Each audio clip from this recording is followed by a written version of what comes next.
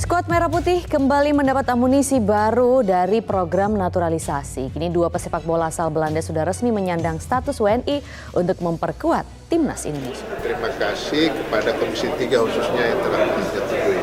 Jadi tadi pagi di Komisi 10, tadi jam 2 di Komisi 3. Saya kira kerjasama yang baik, bahkan teman-teman Komisi 3 menyampaikan untuk jangan sampai telat. Itu kan satu hal yang membuat kita juga senang ya. Komisi 3 menyampaikan, mengingatkan kepada Kementerian Hukum dan HAM, proses administrasinya jangan sampai terlambat. Akhirnya naturalisasi ini bisa sia-sia kalau mereka terlambat di daftar. Nah, artinya sekarang untuk dua pertandingan lawan Vietnam, Shin Tae-yong harus bisa mengoptimalkan pemain-pemain yang ada. Dan memang sih, untuk saat ini PSSI begitu gencar ya menaturalisasi pemain-pemain keturunan Indonesia.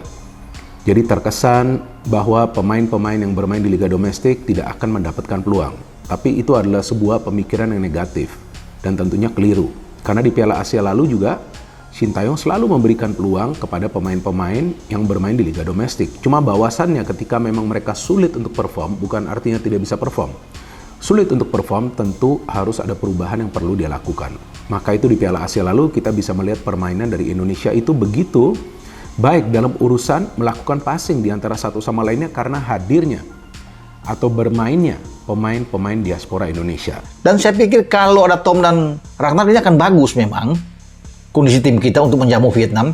Tanpa juga mereka, sekarang kita sudah kedatangan satu tambahan lagi amunisi pemain naturalisasi dari Venezia, Jai Ises. Ini akan kuat. Belakang kita pasti akan lebih kuat.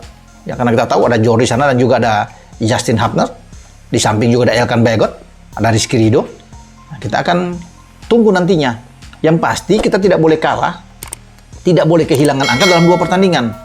Menang di GBK dan target draw di Maidin Stadion di Hanoi. Atau apalagi kita sapu bersih dua pertandingan itu. 3 poin di Jakarta dan 3 poin di Hanoi. Ini akan bagus. Peluang kita lolos sudah sangat terbuka. Artinya kita tidak menang juga melawan Irak, draw saja. Bermain pada tanggal 6, oke buat kita. Ya. Dan kita bisa menang lawan Filipina.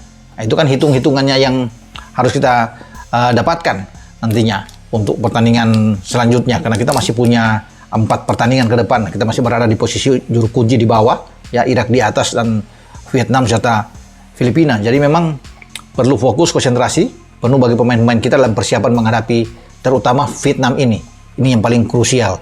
Ya, sambil kita berharap Ragnar Oratmangun, Tom Hae sudah bisa memperkuat tim kita. Walaupun sekali lagi ini sangat riskan. Saya agak nggak khawatir juga. Ya, terlepas mereka itu sudah diambil sumpah nantinya. Tapi tetap kita harus optimis. Ya, ada menaruh harapan yang kuat untuk mereka dan kita nantikan saja. Kita kan negara kepulauan nih, dari Sabang sampai Merauke tuh banyak pasti yang bisa main bola. Kenapa sih mentingin yang luar dulu? Buktinya sebelum-sebelumnya kok nggak pernah terjadi. Iya ya, sampai 2024 tuh nggak ada. Kenapa pas sudah naturalisasi diaspora terus tiba-tiba keluar-keluar? Sebelum-sebelumnya kemana? Emang kita juara dunia sebelum-sebelumnya, sebelum ada naturalisasi. Emang kita itu 17 tahun nggak ikut Piala Asia. Dan sekarang ikut lewat kualifikasi. Kenapa sebelum-sebelumnya nggak pernah dipanggil itu orang-orang? Kenapa kita nggak pernah juara Asia, juara ini, juara itu? Lolos Asia.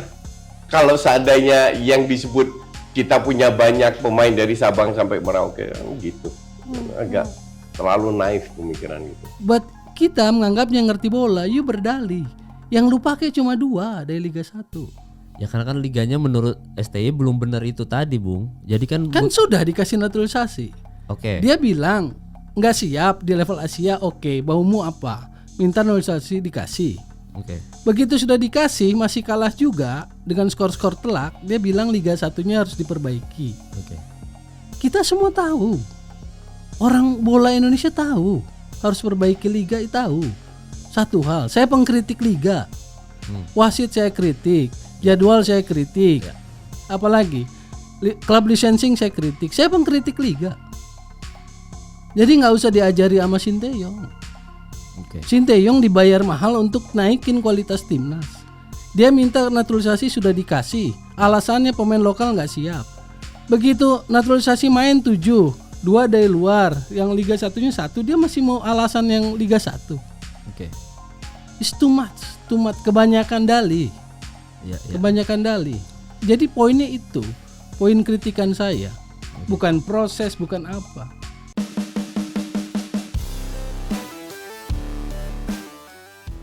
Komentar media Vietnam soal daftar 28 pemain timnas Indonesia, sangat kuat.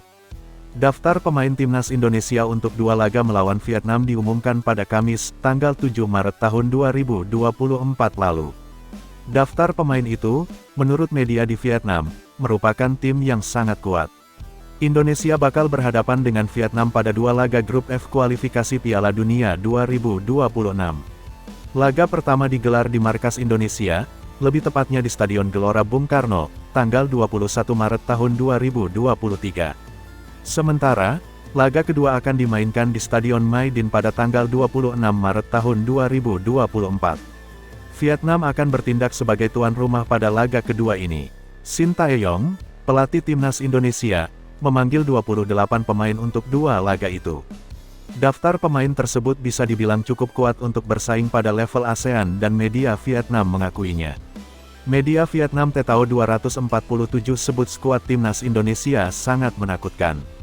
Shin Tae-yong memanggil mayoritas pemain yang jadi andalan di Piala Asia 2023. Dia juga kembali memanggil Yan Chesayuri, yang cedera sehingga tidak bisa bermain di Piala Asia 2023. Selain itu, ada 3 pemain, yang saat artikel ini ditulis, belum mendapat status sebagai WNI. Mereka adalah Nathan Chuaon, Tom Haye, dan Ragnar Oratmangun. Shin Tae-yong dan timnas Indonesia menunjukkan ambisi besar dalam 2 laga lawan Vietnam dengan mengumpulkan skuad yang sangat kuat dengan sederet pemain naturalisasi yang bermain di Eropa, tulis media Vietnam, Tetao 247. Selain nama-nama di atas, Shin Tae-yong juga memanggil Jay Ises. Ini adalah pemanggilan pertama untuk pemain asal klub Venezia itu. Ises mengantongi status WNI pada Desember tahun 2023 lalu. Berita selanjutnya, Shin Tae-yong makan malam bareng 7 pemain naturalisasi timnas Indonesia di Belanda. Shin Tae-yong makan malam bareng 7 pemain naturalisasi timnas Indonesia pada Kamis, tanggal 7 Maret tahun 2024 malam waktu Belanda. Dari 7 pemain naturalisasi itu, 3 diantaranya sedang menunggu mendapatkan paspor Indonesia, yakni Tom Haye, Nathan Chuaon dan Ragnar Oratmangun. Sekadar diketahui, sejak 1 minggu terakhir Shin Tae-yong berada di Eropa. Agenda utama Shin Tae-yong di Eropa adalah mengecek kondisi para pemain abroad timnas Indonesia yang berkarir di benua biru. Dalam unggahannya di Instagram, Shin Tae-yong menyambangi Ivar Jenner, Belanda, Marcelino Ferdinand, Belgia, Sandy Walsh, Belgia, dan Jay Ises, Italia. Setelah dari Italia, Shin Tae-yong ternyata tidak langsung pulang ke Indonesia. Pelatih asal Korea Selatan ini kembali ke Belanda. Di negeri kincir angin ini, tepatnya di kota Breda, Shin Tae-yong mengadakan pertemuan dengan sejumlah pemain timnas Indonesia yang berkarir di Belanda dan Belgia. Mereka ialah Marcelino Ferdinand, Sandy Walsh, Sain Patinama, Nathan Chu, Tom Haye, Ivar Jenner, Rafael Struijk dan Sandy Walsh. Shin Tae-yong ditemani sang analis, Kim Jong-jin serta orang kepercayaan PSSI dalam melobi pemain keturunan, Fardi Bahdim. Dengan pemain timnas Indonesia kita, pemain yang bermain di Liga Belgia dan Belanda kumpul semua termasuk pemain-pemain baru dan makan bersama di restoran Indonesia, tulis Shin Tae-yong dalam caption yang dibuat, sembari menunjukkan foto kebersamaan mereka. Kebersamaan ini diharapkan meningkatkan kekompakan timnas Indonesia jelang melawan Vietnam di kualifikasi Piala Dunia 2026 zona Asia pada 21 dan tanggal 26 Maret tahun 2024. Timnas Indonesia membutuhkan 2 kemenangan atas Vietnam demi membuka peluang lolos ke babak ketiga kualifikasi Piala Dunia 2026 zona Asia. Vietnam praktis ketar-ketir melihat susunan pemain timnas Indonesia saat ini. Sebab, skuad asuhan Shin Tae-yong jauh lebih berbahaya ketimbang saat mengalahkan Vietnam 1-0 di Piala Asia 2023, mengingat keberadaan Tom Haye, Nathan Chu, Jay Ises dan Ragnar Oratmangun. Kemenangan atas Vietnam tak hanya memperbesar peluang lolos timnas Indonesia, tapi juga mendongkrak ranking FIFA skuad Garuda. Jika tak ada aral melintang, dua kemenangan atas timnas Vietnam bakal meroketkan posisi timnas Indonesia ke posisi 135 dunia, alias naik 7 anak tangga. Media Vietnam ketar-ketir lihat timnas Indonesia dihuni 11 pemain naturalisasi. Media asal Vietnam, Tetao 247, turut memberikan komentar terkait skuad terbaru timnas Indonesia. Seperti yang diketahui, timnas Indonesia baru saja merilis daftar pemain untuk melawan Vietnam. Dalam daftar tersebut terdapat 28 pemain. Ada penambahan jumlah pemain naturalisasi. Hal tersebut tak terlepas dari proses naturalisasi 4 pemain yang hampir selesai. Mereka adalah JIZ, Tom Haye, Ragnar Oratmangun dan Nathan Chuaon. Proses naturalisasi nama-nama di atas baru saja telah mendapatkan persetujuan dari Komisi X DPR RI pada Kamis, tanggal 7 Maret tahun 2024. Tom Haye DKK kini hanya perlu melakukan sumpah WNI. Kehadiran 4 pemain tersebut lalu menarik perhatian Tetao 247. Tetao 247 menilai timnas Indonesia kini sangat kuat.